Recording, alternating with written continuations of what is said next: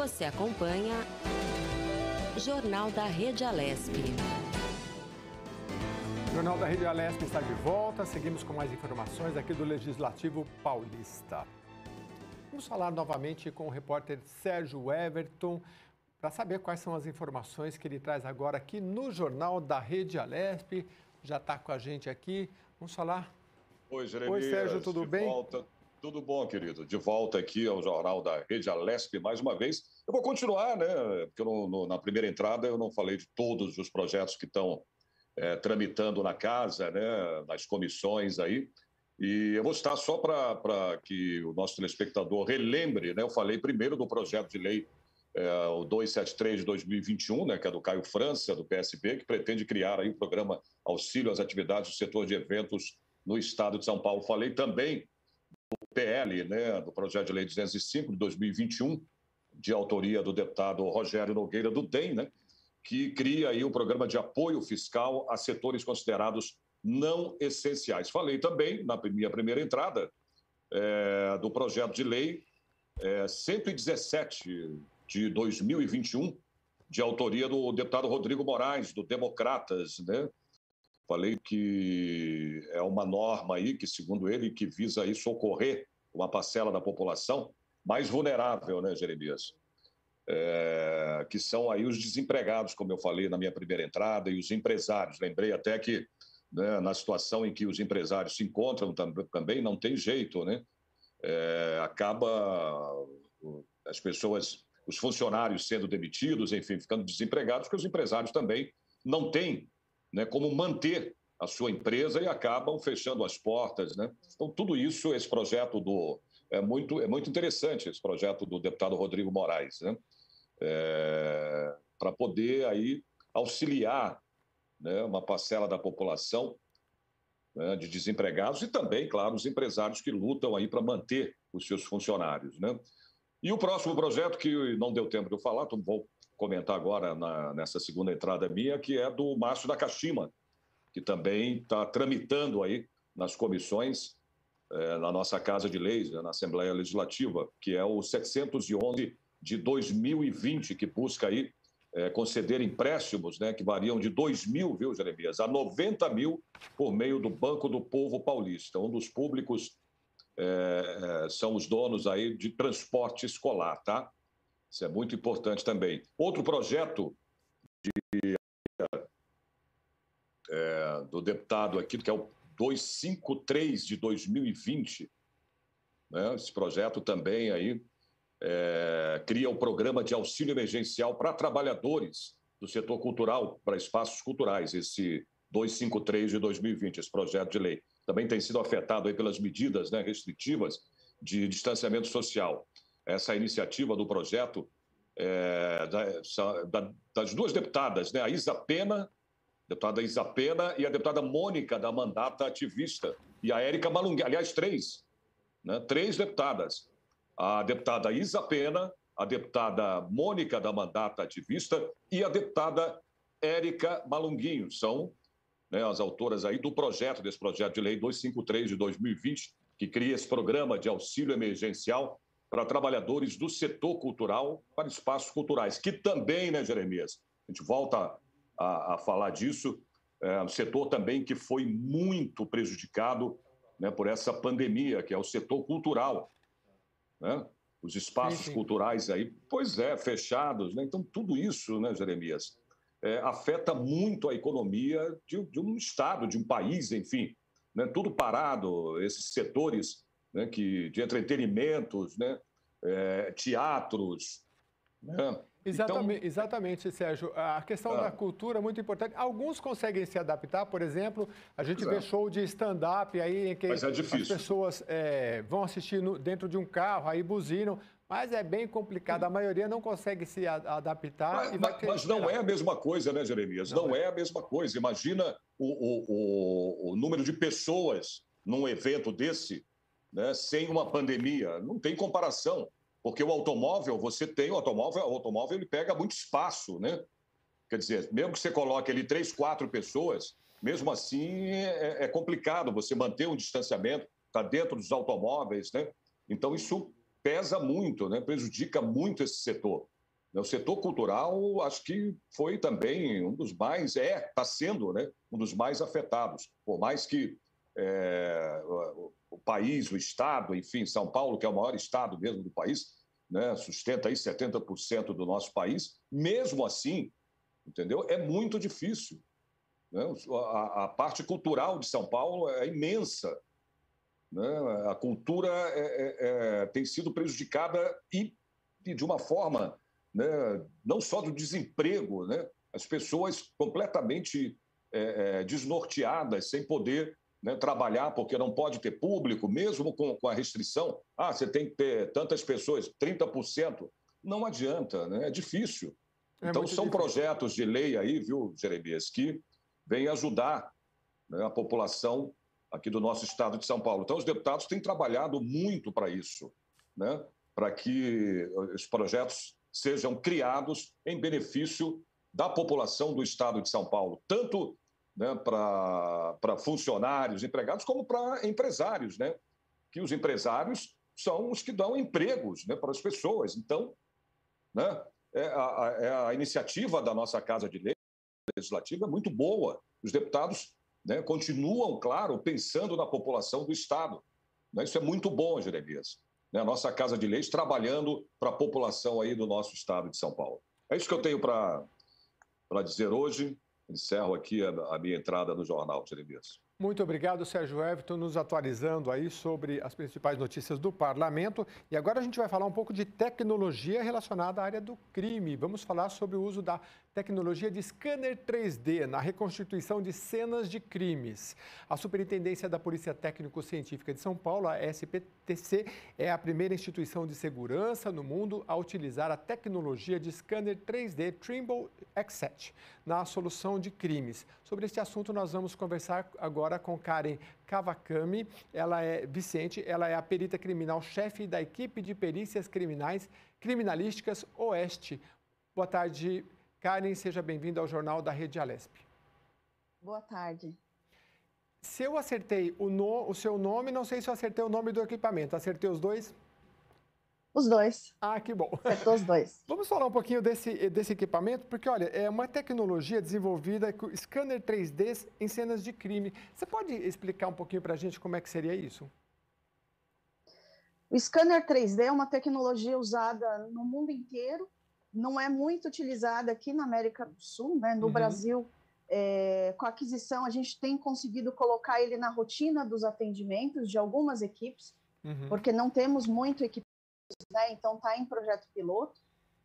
O equipamento é caro, então a gente está adquirindo aos poucos.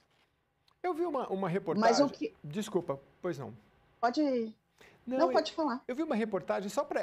Como a gente não tem imagem, a gente tem que imaginar aqui como é que funciona, né?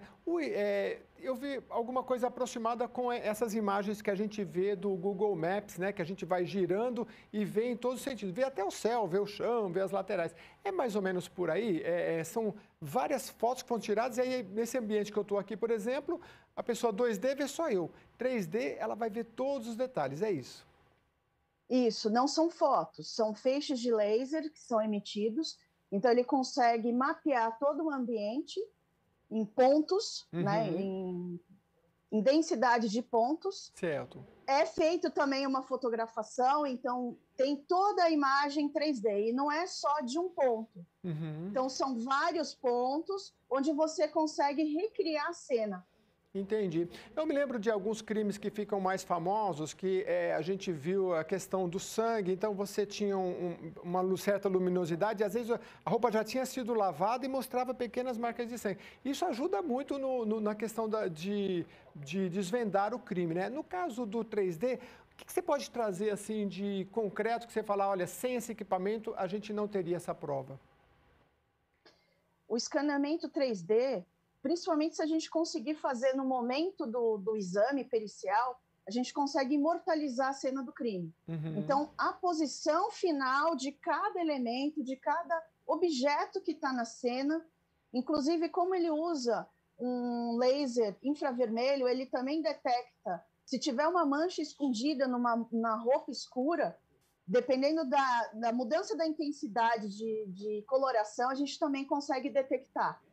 A gente também consegue capturar detalhes de manchas de sangue, você consegue fazer uma análise.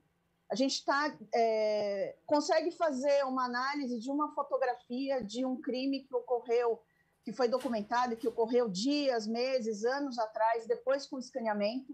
Então, se alguns elementos tiverem na fotografia são os mesmos do local, a gente consegue colocar essa fotografia no escaneamento do local. Então, a partir daí, a gente consegue fazer qualquer medição. Pelo que você está me revelando, eu acho assim que imortalizar porque você conseguiu fotografar aquele momento. Então você vai falar, esse copo não estava aqui? Tá, porque está aqui no scanner, né?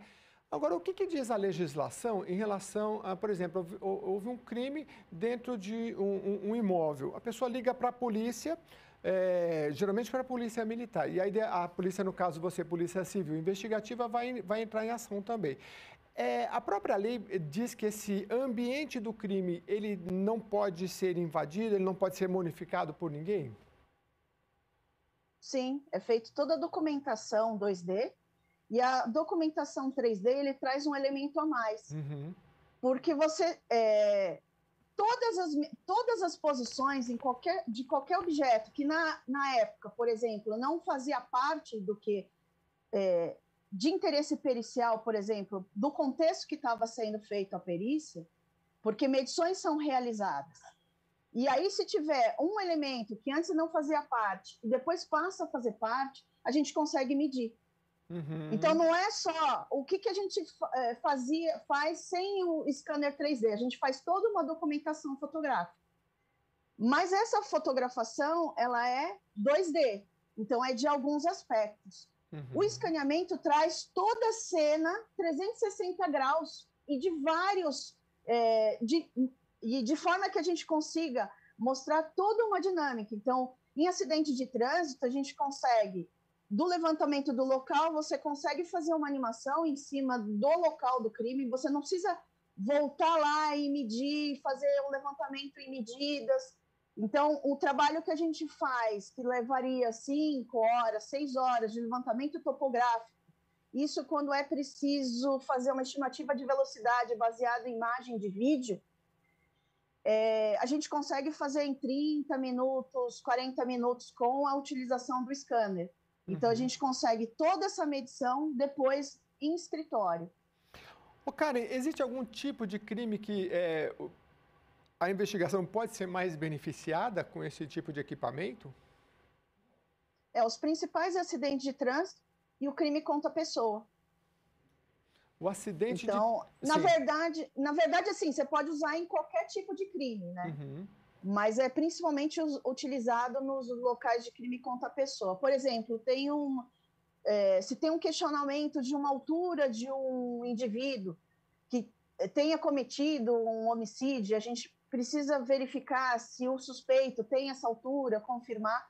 Com o escaneamento, a gente consegue dizer com precisão. Então, a diferença desse equipamento com relação a qualquer outra técnica de medição é a precisão. Esse equipamento traz uma precisão o erro de medição é de menos de 2 milímetros em 50 metros. Nossa. Então, quanto mais perto, você não tem erro de medida. Entendi. Agora, explica um pouquinho para a gente, porque na polícia investigativa, que tipos de profissionais são envolvidos geralmente em uma cena que o juiz, eu acredito, não sei, até você podia explicar para a gente, geralmente o juiz ele fala, olha, perito, observe aqui se o sangue está no local. Então, envolve o quê? Envolve biólogos, envolve às vezes até matemáticos, que tipo de cientistas são envolvidos num tipo de processo assim? Então, do atendimento... vai uma equipe da polícia científica, a equipe é formada pelo perito criminal, e aí ele tem formações diversas, tem algumas formações específicas, então tem biólogos, tem químicos, tem físicos, mas todos passam por uma academia de polícia e são formados na área forense, como peritos criminais. Então tem os peritos que são de local, que vão até o local e fazem todo o levantamento, e tem os peritos de laboratório que fazem todas as análises. Então, em cada área tem um laboratório específico. Então, não só vai o perito, como vai o fotógrafo e, às vezes, vai o desenhista na cena de crime. Então, o que é feito? Todo o levantamento topográfico, levantamento de todos os vestígios, descrições, tudo feito pelo perito, pelo fotógrafo e pelo desenhista que faz os desenhos esquemáticos para também melhor entender. Então, grande parte do trabalho, assim, eu acho que vale muito mais facilitar o entendimento, você tem imagens. Então, o croquis com todos os vestígios encontrados no local. Então, o que o perito faz? Ele coleta todos esses vestígios. Então, se é sangue, desse sangue coleta, encaminha para o laboratório para verificação de extração de perfil.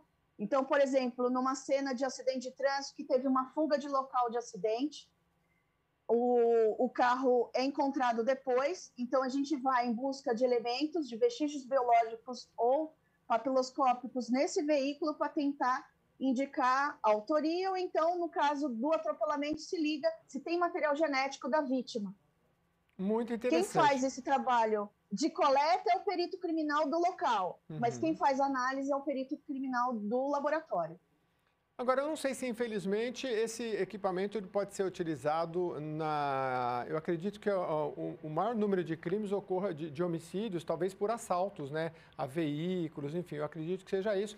E aí, para utilizar um equipamento desse, não sei, talvez vocês tenham que utilizar concomitantemente, por exemplo, com uma câmera que pegou, né? Então, viu o indivíduo. Infelizmente, essas câmeras, elas não têm muita qualidade. Então, o juiz não pode condenar uma pessoa com uma imagem que é um borrão. Parece que não dá, né? Agora, o equipamento de vocês, não, ele tem muita precisão. Então, se ele mostrar, ele vai falar, realmente aconteceu. Agora, acho que o mais importante são essas análises, né? Porque você fala, olha, a bala não pode ter vindo desse local, né? Acho que esse equipamento pode ser utilizado para isso também, porque você tem imagem panorâmica e você...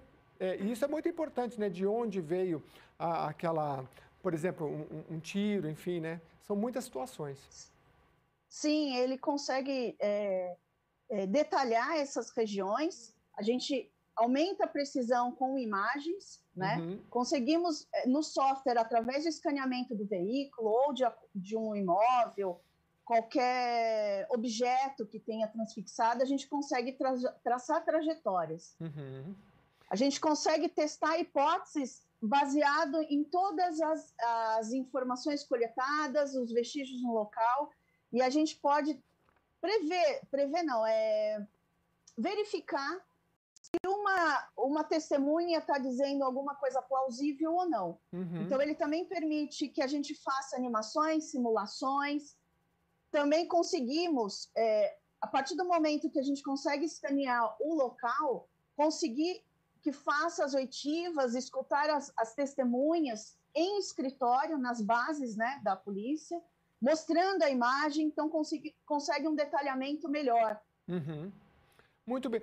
Ô, Karen, você é chefe da equipe de perícias criminalísticas Oeste, né, aqui na capital. Oeste. Mas eu não sei se você, se não atua diretamente em campo, talvez já atuou.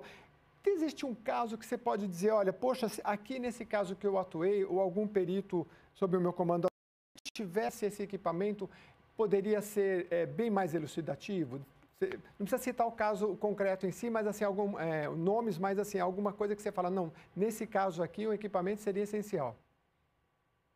Em todos os levantamentos, assim, tem vários casos onde não o equipamento limitou, mas o equipamento ajudaria muito, principalmente no cálculo, em acidente de trânsito, no cálculo de velocidade baseado em imagem. Uma das coisas que a gente consegue, escaneando o local, é dar a visão do motorista. Então, uma vez que você monta a reprodução no software, isso é essencial, o escaneamento, isso a gente não conseguiria mostrar a visão de cada uma testemunha, a visão do motorista, várias versões que tem no local a partir de uma dinâmica. No caso de Itaguaí, por exemplo, tem a parte testemunhal da dinâmica que foi feita em cima do local escaneado, mas também tem elementos técnicos de informação de GPS, de todo o retorno, de toda a movimentação do que ocorreu. E como o scanner ele pega toda a topografia, quando você verifica a visão do motorista do caminhão, por exemplo, que ele sai do lado direito da pista e desce a parte de uma pastagem, você consegue ver, através da visão do motorista, toda a topografia. Isso é impossível sem a utilização desse equipamento. Então, acho que ele consegue trazer cada vez mais próximo, a gente consegue demonstrar mais próximo e visualmente como foi a dinâmica do acidente. Tem muitos casos que a gente não consegue demonstrar com tanta riqueza sem a utilização do scanner. Muito interessante. Só para frisar, então, esse caso aí de Itaguaí, que foi um acidente entre um ônibus e um caminhão, e a nossa perita explicando para a gente como é que funciona. Karen, muito obrigado pela sua entrevista, espero que você volte novas vezes e traga aí mais novidades sobre a Polícia Científica, que trabalha de uma forma muito esmerada aqui no estado de São Paulo. Muito obrigado. Obrigado pelo convite. Vamos continuar, olha só, o recrudescimento da pandemia de Covid-19 derrubou em 2,4% a produção industrial em março, em relação ao índice do mês anterior.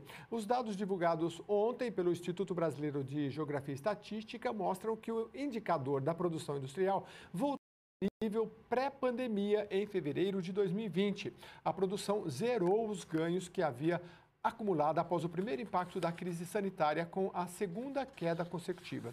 Em fevereiro passado havia caído 1%, depois de 9 meses de desempenho positivo. A maior queda dentro do índice ficou com a produção de veículos automotores, reboques e carrocerias, que teve queda de 8,4% em março, prejudicada também pela falta de insumos no mercado internacional. Estão abertas as inscrições para o processo seletivo de autores regionais para a produção de material educacional de português e matemática para professores e alunos da rede paulista pública. Professores do ensino estadual e municipal com experiência no primeiro e segundo ano têm até o próximo 21 de maio para confirmar interesse no interesse. No total, são 16 vagas para a formação da equipe. A ação será desenvolvida por meio da parceria entre Secretaria da Educação, Nova Escola e União Nacional dos Dirigentes Municipais da Educação. O processo seletivo vai considerar, entre outros itens, histórico profissional, materiais enviados e entrevista. Serão produzidos livros para o primeiro e o segundo ano para professores e também alunos alinhados às premissas do currículo em ação. A ideia inicial é que o material esteja disponível nas salas de aula no ano letivo de 2022. E a gente espera também que esse material abranja essas mudanças aí trazidas pela pandemia, com tanta crianças e adolescentes estudando também em casa, não é? Vamos falar agora sobre a campanha Maio Amarelo. A campanha Maio Amarelo chama a atenção para a segurança no trânsito. Segurança é uma das maiores preocupações dos brasileiros. Sobre esse assunto, a gente vai conversar agora com Rossan Coimbra, ele é presidente da Comissão de Direito do Trânsito da OAB São Paulo. Boa tarde, Rossan, já está aqui com a gente, seja muito bem-vindo novamente. Muito boa tarde, é um prazer participar desse conceituado programa. Rossan, Maio Amarelo, explica para a gente o que é, que tipo de campanha tem sido feita, como é que a OAB participa? O Maio Amarelo é uma campanha de conscientização para a problemática do trânsito. O início dela foi a partir da Assembleia da ONU, que passou a discutir o grande número de mortes no trânsito. Então, o Brasil ele aderiu a esse movimento. E a partir de 2011, valendo por 10 anos, o Brasil se comprometeu a reduzir as mortes no trânsito. E a cada ano, o mês de maio é escolhido como um mês de conscientização, onde é feito debates, reuniões, palestras, tudo relacionado ao trânsito, inclusive utilizando-se da mídia para convidar as pessoas, concitar as pessoas a refletir melhor sobre toda essa problemática. Doutor Rossan, eu estou vendo os números aqui da ONU. 1.350.000 pessoas no mundo morrem anualmente de acidentes de trânsito. No Brasil são mais de 30 mil. É muita gente. Por quê? A gente melhorou esses índices e falta o quê para a gente reduzir? Porque cada vida importa, né? 30 mil em 2019 é muita gente morta no trânsito. Isso porque é o último dado de morte ocorrido no Brasil, disponibilizado pelo Ministério da Saúde e compilado pelo Observatório Nacional de Segurança Viária, que registrou em 2019 31.945 vidas perdidas. Esse é o número mais baixo desde 2001. Antes, porém, era uma média de 40 mil mortos a cada ano. Realmente, o que mostra que realmente estamos evoluindo nessa campanha a cada ano, tratando do assunto e levando as pessoas uma maior consciência. Eu me lembro que, há algum tempo atrás, nós assistimos novelas, filmes, em que as pessoas iam ao volante sem usar cinto de segurança. Hoje em dia, as pessoas estão muito mais zelosas, até mesmo na hora de fazer uma produção artística, em que os atores parecem usando o cinto de segurança. Isso é mais um trabalho de conscientização. É muito interessante. Se for um super-herói, eu acho que o senhor deve ter acompanhado os filmes do Batman. O Batman sempre colocava o cinto de segurança, isso lá na década, sei lá, já tem muito tempo. É essencial isso que o senhor falou, porque a gente tem que ter bons exemplos. Doutor, a gente teve a mudança aí numa lei recente, a 1471, sancionada aí o Código de Trânsito, alterações. Como é que o senhor vê essas alterações para o bem e para o mal aí, em relação à pontuação, enfim? Vejo de forma muito positiva, porque a lei ela foi atualizada e o sistema de pontuação ele melhorou a vida de quem é bom motorista, que não tem nenhuma multa gravíssima. Já os motoristas que têm uma multa gravíssima, ele tem a carteira suspensa a partir dos 30 pontos. Inclusive, já aqueles que têm 2 multas gravíssimas são suspensos ao atingir 20 pontos. Então, o Código continua tratando de forma rigorosa os maus motoristas e melhorando o tratamento para as pessoas que são bons motoristas. De uma forma geral, o Código de Trânsito ele tem sido um código de vanguarda para nós da América Latina e servido de inspiração para os demais países. Realmente tem avançado bastante e fruto de uma discussão no Congresso Nacional com a participação da sociedade civil, seja a classe médica, seja a classe de autoescola, os próprios DETRANs também trouxeram contribuições importantíssimas. Doutor, a gente sabe que as grandes cidades, metrópoles, elas foram construídas para prédios e carros. E elas esqueceram que tem um componente aí que chama ser humano. Esses dias eu fui em Osasco, é igual São Paulo. Eu fui ao shopping, parei lá a minha moto, eu falei, enquanto eu espero aqui o médico, eu vou atravessar e vou num parque aqui. Não consegui achar a entrada do parque, aquelas avenidas enormes, né? E tinha uma faixa e não tinha o semáforo. Mas ninguém para, né? Os carros vêm e passam. Se você, às vezes, põe o pé, pode ser que alguém pare. Então, assim, educação, o que é que funciona nesse quesito educação? O que dá para melhorar? Porque, às vezes, a ignorância é da gente mesmo, né? Falar, onde tem semáforo e para o pedestre, tudo bem. Mas onde não tem, a preferência é do pedestre, não é do carro, né? Nós tivemos uma experiência muito interessante em Brasília, né? Brasília, há muitos anos atrás, 10, 15 anos atrás, ela se tornou referência a partir do alto índice de atropelamentos. Houve uma campanha maciça em cima da fiscalização da travessia do pedestre. Uhum. Isso também foi objeto há alguns anos em São Paulo. E levando essa consciência e fiscalizando, aplicando multas, é uma forma de garantir uma mudança no comportamento. E o pedestre, ele tem que se impor, ele tem que se fazer valer no seu direito. Ele deve sinalizar de uma forma ostensiva, fazendo o gesto de mão que ele pretende realmente atravessar. Aí sim, o motorista que visualize o pedestre à distância, ele poderá reduzir a velocidade e, com segurança, acionar o pisca de alerta para que não haja também colisão traseira. Tudo faz parte dessa conscientização e esse exercício de cidadania. Eu fiz uma reportagem com um voluntário, a gente saiu aqui da Assembleia Legislativa e fomos até aqui as proximidades. E ele é um rapaz que ele trabalha todo dia e ele fala, eu tiro 2 horas para fazer educação no trânsito por conta dele. Ele já saiu em várias reportagens. E aí a gente viu, interessante, ele explicando, olha, onde não tem o semáforo é do pedestre. Ninguém parava, aí ele pegava e fazia a ostentação. Até ele me disse na época o seguinte: olha, Jeremias, eu não sou favorável de fazer um sinal assim com o braço, eu acho que o certo é a pessoa está ali na faixa, o carro tem que parar. Isso é uma discussão que se faz, o senhor é um especialista dizendo que é importante que se faça ostensivamente, é claro, porque para a pessoa não ser atropelada.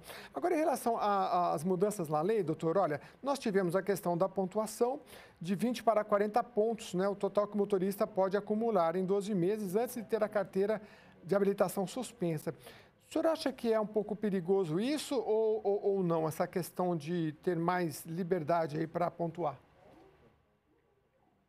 Como eu estava dizendo, o legislador ele acabou sendo benevolente para as pessoas que não registram multa gravíssima. Agora, aquele que registra uma multa gravíssima, a pontuação já cai para 30 pontos. E se tiver 2 multas gravíssimas, cai para 20 pontos.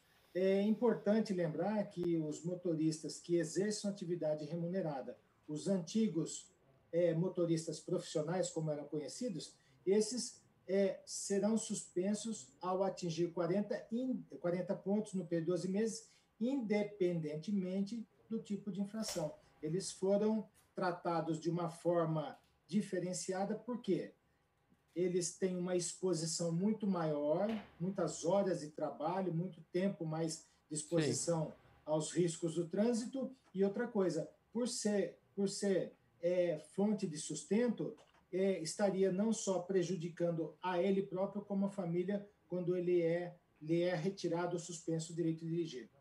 Então, doutor, foi uma política do governo em relação a isso. Doutor Rosan Coimbra, presidente da Comissão de Direito do Trânsito da OAB São Paulo, explicando para a gente. Eu estive na OAB uma vez, doutor, e muito antes de ter drones, vocês já pensavam na legislação para o drones. Eu falei, poxa, mas quase não tem. Isso há muitos anos. Em relação ao trânsito, vocês também, a OAB faz, por exemplo, estudos, porque a gente sabe que agora na pandemia parou aquela coisa de bicicleta motorizada, patinete, tinha muito, e acho que vai voltar. E acho que no futuro breve a gente vai ter mais carro elétrico na rua. Como é que vocês costumam ver essas questões para lá na frente poder legislar de uma forma que todos possamos conviver harmoniosamente no trânsito? Sim, nós da Comissão de Estudo de Trânsito, nós acompanhamos inclusive os PLs, os projetos de leis que estão em tramitação no Congresso Nacional. Por exemplo, o PL 3267, que deu origem à alteração do Código de Trânsito Brasileiro através da Lei 14.071, todo o trâmite foi seguido pela OAB Paulista e também pela OAB Nacional. Foi enviado manifestação da OAB em relação a determinados pontos, e também a própria OAB também tem uma militância, uma atividade nos próprios processos judiciais, quando ela age como amicus curiae, ou seja, ela é amiga do juiz na hora de opinar a respeito de uma determinada demanda. Quando isso é necessário, a OAB ela se habilita no processo, como tivemos recentemente numa ação que o Ministério Público moveu contra a Prefeitura de São Paulo, com relação ao lançamento de multas somente ao final do processo que se encerra, aquele processo que aplica a multa. As pessoas se surpreendiam com a cobrança da multa, enquanto ainda estavam recorrendo dela, o que é injusto. E essa audiência resultou num acordo envolvendo o Ministério Público, que foi que entrou com a ação, a municipalidade e o DETRAN, para fazer conforme combinado. Doutor, uma última questão. O que é que mais causa acidente? Ainda é a velocidade? E nesse quesito, a gente teve uma discussão há tempos atrás aqui na capital paulista da redução da velocidade, e alguns especialistas diziam, olha, não dá para diminuir porque é demais colocar a marginal a 50 por hora. E outros diziam assim, olha, mas se você tem uma bicicleta e um patinete, um carro e uma pessoa a pé, quando você reduz, todo mundo anda melhor e mais rápido. Então, essas duas questões rapidamente para terminar. A velocidade ainda é importante no quesito morte, e como é que o senhor vê esse debate aí para o futuro? O mais importante é que todas as decisões tenham embasamento em estudos técnicos.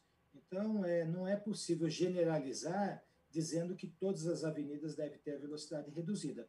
mas é importante que para aquele determinado trecho da via haja estudo técnico, onde sejam ouvidos especialistas para que realmente faça aquilo que lhe for cabível. Muito bem, doutor Rosan, eu queria agradecer muito a presença do senhor e acho que o senhor finalizou com chave de ouro, porque o estudo técnico e a população sabendo, falou, olha, foi reduzido por causa disso, porque tem números, aí todo mundo ajuda a colaborar. Muito obrigado e parabéns pelo trabalho aí à frente da Comissão de Direito do Trânsito da OAB São Paulo. Muito obrigado. Nós é que agradecemos e nos colocamos à disposição.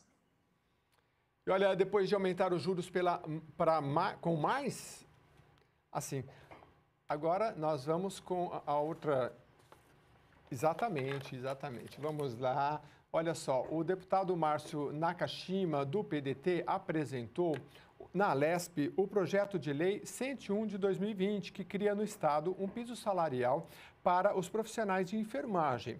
Na proposta apresentada, o piso dos enfermeiros será de R$ 7.500, já para os técnicos de enfermagem, R$ 4.000 e para os auxiliares, R$ 3.500. O parlamentar argumenta que há anos os profissionais de enfermagem enfrentam desigualdades salariais e jornadas exaustivas de trabalho, principalmente no período de pandemia. Já tramita na esfera federal o projeto de lei 2564, que busca regulamentar o piso salarial nacional para essa categoria. Ainda não há data definida para a votação. O deputado disse que vai lutar para que a aprovação da proposta no estado de São Paulo sirva de exemplo para que profissionais de enfermagem em todo o Brasil possam ser contemplados com uma remuneração minimamente justa. Muito bem, o governo vai anunciar nos próximos dias um programa para requalificar jovens que hoje não têm trabalho e nem estudam. Segundo o secretário especial de Previdência e Trabalho, Bruno Bianco, a perspectiva é de que o governo pague cerca de R$ 300 a cada jovem integrado ao programa e a empresa que o contratou, pelo menos outros R$ 300. A meta do Programa de Inclusão e Produtividade do PIB, na primeira etapa, é beneficiar 2 milhões de jovens que estão em situação de vulnerabilidade para que possam se profissionalizar. No caso das empresas, o programa de incentivo à qualificação profissional deve receber tipo de incentivo. As empresas, por sinal, poderão pagar como contrapartida mais do que os R$ 300 previstos pelo governo. A equipe econômica acredita que esse programa será um grande avanço, pois é preciso preparar a mão de obra para o crescimento econômico. Segundo o governo, há mais de 40 milhões de pessoas em idade produtiva que estão fora do mercado de trabalho. Agora sim, vamos com mais uma entrevista. Vamos falar sobre atividade parlamentar voltadas às necessidades da população. Sobre esse assunto, nós vamos conversar agora com o deputado Paulo Fiorillo, do PT, que já está aqui com a gente. Deputado, seja muito bem-vindo. Muito obrigado. Sempre um prazer participar aqui com vocês do Jornal da Rede Alesp. Pois é, uma notícia aí, não é, deputado? Jovens aí que precisam trabalhar, né? E vamos aí, porque a pandemia está pegando todo mundo e precisa estabelecer as políticas públicas corretas. Eu queria falar um pouquinho dos seus projetos, deputado. O senhor tem um projeto, por exemplo, 370/2020, que fala sobre a indenização para o dependente, para os dependentes em prol de profissionais da saúde que perderam a vida no estado de São Paulo. Como é que é esse projeto? Te falo já, queria só 2 observações sobre essa questão da juventude. No Bolsa do Povo, projeto que foi aprovado pela Assembleia Legislativa recentemente, nós apresentamos uma emenda propondo criar o Jovem SUS. Aliás, era uma proposta que a gente já tinha feito na cidade de São Paulo quando fui vereador. É a possibilidade do Estado contratar jovens para trabalhar nas unidades de saúde na recepção. Até porque, infelizmente, você às vezes tem um atendimento muito frio. As pessoas estão querendo saber de coisas, se tem remédio, se tem médico, se tem atendimento. E se você tiver lá um jovem que tiver orientado a prestar informações, a pessoa é bem recebida. Infelizmente, não proliferou ainda. Nós vamos continuar insistindo porque é fundamental oferecer aos jovens uma oportunidade. A segunda coisa, queria só registrar aqui, infelizmente, eu tive agora há pouco participando de uma reunião virtual com os sindicatos metroviários de São Paulo. Eles estão enfrentando uma situação delicada, depois de 30 anos tendo um espaço cedido pelo metrô, que é renovado de 3 em 3 anos, o metrô resolveu pedir o espaço que foi construído a sede, que é utilizada para as reuniões, para as manifestações, e eles têm 22 dias até que a licitação tenha os seus envelopes abertos. É um absurdo. Queria deixar aqui esse registro, dizer que nós vamos tentar uma reunião com o secretário de Transporte, com o Baldi, com o Cauê Macris, para ver se é possível repensar, até porque você tem lá recursos que foram investidos para a construção dos prédios. Você não pode simplesmente tirar as pessoas... Desculpa, é um espaço para... É o Sindicato dos Metroviários, que fica na Radial Leste, entre o metrô Carrão e o metrô Tatuapé. É um espaço que foi cedido, já tem 30 anos. Lá os metroviários construíram a sede do sindicato e agora o governo do estado, através do metrô, resolveu pedir o espaço. É ruim, porque você desaloja um sindicato que investiu para construir o prédio e eles agora podem perder o espaço da entidade. Então, nós vamos tentar gestões junto ao governo e eu me comprometi, já que eu tinha essa possibilidade, de já deixar aqui o registro que a bancada do PT está solidária com os metroviários e vai ajudar nessa luta. Bom, com relação ao projeto 370 que você me perguntou, vamos lá. Nós estamos vivendo um momento duro da pandemia.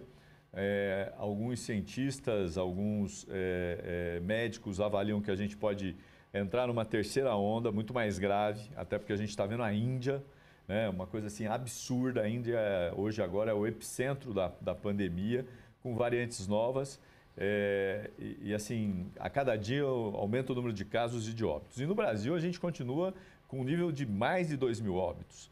Quando a gente propôs esse projeto em 2020, ele dialogava com os parentes dos trabalhadores da saúde.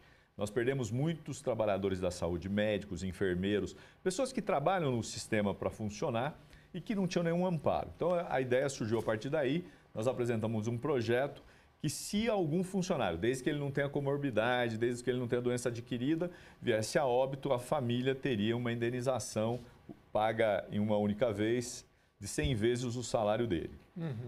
Doutor, desculpa, deputado, nesse quesito eu acho importante ressaltar, porque assim, é incrível como a Índia, por exemplo, se não é maior, um dos maiores fabricantes de vacina no mundo, e o insumo vem da China. O Brasil, se a gente pegar o Brasil tem uma capacidade de vacinação enorme, como já se provou no passado. E, ao mesmo tempo, a gente passa por dificuldades. A gente tem visto nessa semana aí filas para vacinar e problemas, né? Como é que o senhor analisa isso? Porque não basta ter só a capacidade, precisa de uma interlocução melhor. Não, qual é o problema, né? É que não tem vacina. O governo federal, o governo do presidente Bolsonaro, foi incompetente, negacionista e não comprou vacinas quando deveria comprar, até para que a gente pudesse ter começado em janeiro, como começamos, mas não com uma vacina. Uma vacina que o governo federal negou o tempo todo, é bom que se diga. O Instituto Butantan, a fundação, tentou negociar para vender a vacina e o governo foi negando, dizendo que não ia comprar. Fez o Pazuello, inclusive, recuar daquilo que ele tinha dito. Isso fez com que houvesse um atraso. Hoje, a gente tem lugares que não têm a segunda dose, ou lugares que não têm a primeira dose, está priorizando a segunda. Nós recebemos agora a vacina da Pfizer. Ontem, São Paulo viveu filas, porque as pessoas foram vacinadas, até porque agora a gente está dos 60 aos 62, 63 anos, o que é um público muito maior. Então, o que eu acho que tem acontecido no Brasil, apesar da gente ter uma rede no SUS que é importante, capilarizada, tem que ser valorizada, é que sem vacina você não atinge 1 milhão, 2 milhões de pessoas por dia. E agora, pior, porque você tem que escolher o público. Você não abriu uma campanha de vacinação e falou, todos podem procurar uma unidade de saúde. Você fala, não, agora é de 60 a 63. A partir da semana que vem, quem tem comorbidade tem que ter... Sim. Então, isso dificulta a logística. Agora, tudo isso porque a gente não tem vacina. Aliás, a Anvisa ainda não aprovou o Sputnik V, por exemplo. Né? A gente tem a Butanvac, que é uma iniciativa que envolve uma universidade dos Estados Unidos com o Butantan. Também ainda não está aprovada. Quanto menos vacinas a gente tiver, mais dificuldade nós vamos ter, mais gente a óbito, mais gente sofrendo, mais gente perdendo emprego, mais gente na miséria, que é o grande problema do Brasil hoje. E com relação à indenização, que é o seu projeto, às vezes pode ser um pai de família, alguém que sustentava a família, como é que é o projeto? O projeto prevê indenização para as pessoas que atuam na saúde. Além dos médicos, enfermeiros, A gente propôs, inclusive, segurança privada e vigilância na saúde, limpeza, anseio e conservação na saúde, recepção de pessoas, alimentação hospitalar, lavanderia, os serviços que estão ligados à administração hospitalar, transporte de pacientes, cuidados ao pós-morte. A ideia é que, se esses que estão na saúde, desde que eles não tenham doenças como comorbidade adquiridas, esses poderiam, então, receber uma indenização, como eu te disse, de 100 vezes o valor recebido na última remuneração. A ideia qual que era? Dar uma garantia à família que perdeu um ente, que podia ser o arrimo de família, que ela tenha um pouco mais de segurança. Esse projeto está tramitando, ele é de 2020, mas ainda não está na pauta. Para ser preciso, onde ele está agora, ele teve... A última movimentação foi em dezembro de 2020, tem um requerimento de autoria dos termos regimentais pedindo a tramitação de urgência. Então, nós vamos ver se ele consegue avançar, o que poderia ser uma ajuda importante. Em que pese, você sabe, a saúde foi vacinada, mas mesmo assim ainda temos casos de óbito nessa área. E graças a Deus, os índices de contaminação nessa área da saúde já foram reduzidos, provando como a vacina é importante. Deputado, o senhor também tem um projeto que é o 114 de 2021, que fala das pessoas que, de repente, não estão respeitando as normas, os distanciamentos. Você sabe que eu falei com o prefeito ontem ou anteontem, ele falou: Jeremias, eu sou médico, a gente está fazendo de tudo, mas, infelizmente, muita gente não respeita, nem distanciamento, festas, aglomerações, né? E a gente faz de tudo. E a prefeitura, às vezes, não tem nem recursos para fiscalizar tudo. Como é que é esse projeto do senhor, o 114 de 2021? Desculpa, você falou com o prefeito de...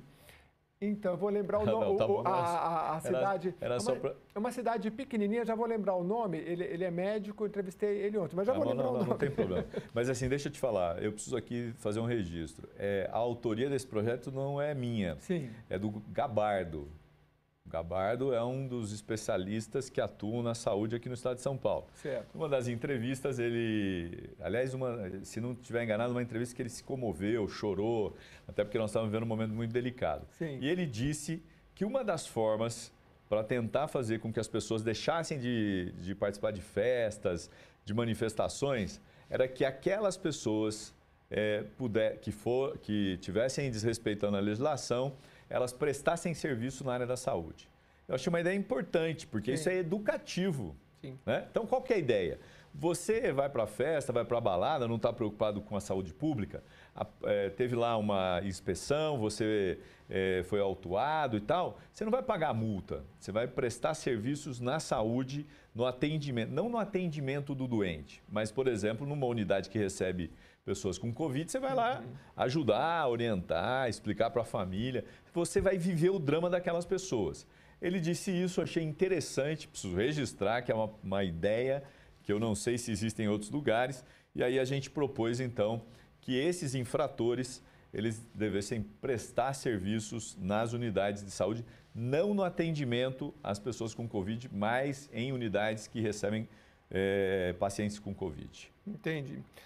O terceiro aqui, deputado, com o início da imunização contra a Covid, né, surgiu uma série de denúncias de pessoas que tomaram a vacina indevidamente, né? A gente viu aí as pessoas cada vez filmando, gravando mais, né? Porque são casos estarrecedores mesmo, né? O que diz o projeto 42 de 2021? Então, ele torna obrigatória a publicação no sítio eletrônico de dados a respeito dos lotes de vacina, a população vacinada no âmbito do Plano Estadual de Imunização, com a finalidade de promover o monitoramento e controle social. Qual que é a ideia? Exatamente essa. A gente tem uma série de denúncias, ainda temos, de pessoas que furam fila e a falta de controle, se o lote tal foi usado, como foi usado, onde foi usado. Você tem acompanhado, assim, teve uma denúncia recente, o próprio governo do estado, dizendo que o governo federal tinha estocado vacina, não estava usando e tal. Então, nós precisamos ter o controle. Aqui no estado de São Paulo, você pode ter um controle a partir do número do lote, a partir das pessoas que estão sendo vacinadas, sem revelar identidade, mas controlar como é que está sendo aplicadas as vacinas, quem está recebendo, até para ter um controle maior e público, para você poder acompanhar. O que a gente propõe? Os dados referidos aí ao que eu li no artigo 1º, quanto aos lotes de imunizantes distribuídos no estado, a identificação do número de lotes, o número de doses em cada lote, nome e identificação funcional do responsável pelo recebimento dos lotes, data de recebimento e local de aplicação, no local da aplicação, quanto às pessoas que receberam as doses imunizantes. A identificação do vacinado deve haver, no mínimo, o nome completo e um trecho do CPF, sem usar a identificação do CPF. E o grupo de vacinação a que pertence, se está naqueles grupos que foram estabelecidos, e a data da vacinação. A ideia é dar mais transparência. Esse projeto, Jeremias, ele está pronto, pode ir para a ordem do dia, pode ser aprovado, espero que possa ser sancionado pelo governador, porque é mais um projeto que dá a transparência necessária no momento tão difícil que as pessoas ficam duvidando daquilo que está sendo feito. Pois é, às vezes as pessoas podem dizer assim, mas é complicado. A gente hoje, a tecnologia, você pega um produto, você monitora pela internet, o seu computador saiu do mercado, o seu computador já está em via. Então, acho que tecnologia para isso a gente tem, né, deputado? Não tenho dúvida. Outra questão muito atinente à pandemia é a questão principalmente da questão da alimentação e a renda básica. Eu tenho conversado com entidades que trabalham com educação aqui na periferia de São Paulo, por exemplo, e eles dizem, olha, Jeremias, a gente até parou um pouco com o nosso trabalho educativo e estamos dando atenção para a cesta básica, porque os moleques, as crianças, os adolescentes, né, eles chegam aqui sem refeição. Então, como é que eu vou falar para ele de educação sem refeição? E, nesse sentido, o senhor tem um projeto aqui que é o 50 de 2021, Renda Básica Emergencial. O que seria? Então, esse projeto tem a coautoria da deputada Mônica. Da bancada ativista. Da bancada ativista, né? E é um projeto que eu considero da maior importância, porque ele discute um auxílio emergencial. Aliás, o auxílio emergencial que nós discutimos aqui no Bolsa do Povo, entendendo que o governo do estado tem dinheiro, tem recursos. Só para você ter uma ideia, Jeremias, o balanço patrimonial publicado agora mostra que o governo terminou com dinheiro em caixa de 7,4 bilhões. Dinheiro em caixa, não estou falando de superávit financeiro, estou falando de dinheiro. Desses 7,4, mais de 3,8 bilhões é dinheiro que o governo poderia abrir crédito para programas como esse. Infelizmente, o governo se negou a aprovar no Bolsa do Povo um projeto como o auxílio emergencial. E aqui a gente está, então, apresentando ele como um projeto de lei e estabelece a ideia de pagar R$100 para pessoas de famílias em vulnerabilidade. Só para você ter uma ideia, pelos dados do Ministério da Cidadania, aqui no estado de São Paulo a gente tem 1,6 milhões de famílias, o que significa 4,8 milhões de pessoas que poderiam receber R$100 para mitigar essa situação. É verdade que quem tem condições de dar R$600 para as pessoas é o governo federal, mas o governo do estado poderia pagar pelo menos R$100 para cada pessoa que vive numa situação de miserabilidade, de alta vulnerabilidade. Isso impactaria em 3 meses em 1,5 bilhão. A gente está falando de 3 bilhões e 800 milhões, o que teria dinheiro suficiente para poder pagar esse auxílio às pessoas que mais precisam. E nós eu acabei de dar a notícia também, não é, deputado, o início da discussão da LDO, Lei de Diretrizes Orçamentárias, e nesse sentido, se entidades, por exemplo, podem procurar, então, o senhor para que esse projeto vá em frente, né? Muito obrigado, deputado. A gente já está chegando ao final, mas agradecer imensamente aqui, atualizar a população esses são só alguns dos projetos, mas a gente vai trazendo outros. Vários. Muito obrigado, Jeremias. Um grande abraço, bom programa para vocês. Obrigado também ao senhor. E olha, a deputada doutora Damares Moura, do PSDB, indicou R$4.700.000 em emendas parlamentares para o combate à Covid-19. No total, 20 cidades foram contempladas. São elas Arthur Nogueira, Bauru, Caiabu, Campinas, Capão Bonito, Cruzeiro, Guaratinguetá, Ibiúna, Itu, Murutinga do Sul, Ourinhos, Palmeira do Oeste, Paranapanema, Piraju, Quatá, Roseira, São Paulo, Taquarivaí e também Tremembé. Essa verba é destinada para a compra de equipamentos médicos, infraestrutura hospitalar e custeio de profissionais de saúde. Desse valor, R$450.000 são para a aquisição de ambulâncias e R$500 mil para vans e transportes para pacientes. Desde o início da pandemia, em março do ano passado, a parlamentar já indicou R$11.700.000 para o enfrentamento à Covid-19, destinados a 87 municípios. Ela destacou que o mandato prioriza a vida e tem feito o possível para ajudar a população. O Senado aprovou ontem, quinta-feira, a medida provisória 1012 de 2020, que prorroga a vigência do Plano Nacional de Cultura, PNC. O plano baliza o Sistema Nacional de Cultura, orienta a gestão do setor por estados e municípios. A MP foi aprovada na quarta-feira na Câmara e, com aprovação pelos senadores, segue agora para a sanção presencial. E o Plano Nacional de Cultura foi criado em 2010 com duração de 10 anos, agora fica estendida até dezembro de 2020. De acordo com o Ministério do Turismo, a prorrogação do prazo de vigência do PNC vai possibilitar a tramitação de um projeto de lei para alterar a natureza do Fundo Nacional de Cultura, transformando o fundo em um fundo especial. O texto aprovado também acrescenta um novo objetivo ao plano, prevendo o acompanhamento e a avaliação das atividades e políticas culturais em estados de calamidade pública nacional. Segundo o Ministério do Turismo, sem a prorrogação do PNC, o Sistema Nacional de Cultura perderia a sua principal norma balizadora, podendo prejudicar a gestão da cultura em todo o território nacional. E olha, a escassez de insumos na indústria brasileira bateu o maior patamar já medido em 20 anos da pesquisa realizada pela Fundação Getúlio Vargas. Uma em cada 4 empresas do setor apontou a falta de matérias-primas como principal obstáculo à expansão dos negócios em abril. Em janeiro, 20% citavam o mesmo problema. A situação está associada à desarticulação das cadeias produtoras por causa da pandemia de Covid-19, o que levou a retomadas desiguais entre os segmentos a partir do segundo semestre de 2020 e se refletiu em um fornecimento irregular para as indústrias do Brasil. O Jornal da Rede Alesp fica por aqui, a gente vai voltar daqui a pouquinho, mas antes a gente vai receber aqui a Priscila Silvério, que vem aqui para a gente com a apresentação do Tribuna, é isso? É isso mesmo. Olha, daqui a pouquinho começa então o programa Tribuna Virtual, que dá oportunidade para que os deputados, nesse momento de pandemia, usem então ali a tribuna de uma forma diferente, mas continuem apresentando as suas demandas e aquilo também que defendem, né? Isso é muito importante, é um espaço muito importante para os deputados. E você então fica em boas mãos aqui no Tribuna Virtual e com a Priscila Silvério. O Jornal da Rede Alesp vai ficando por aqui e a gente volta na segunda-feira no mesmo horário. Fiquem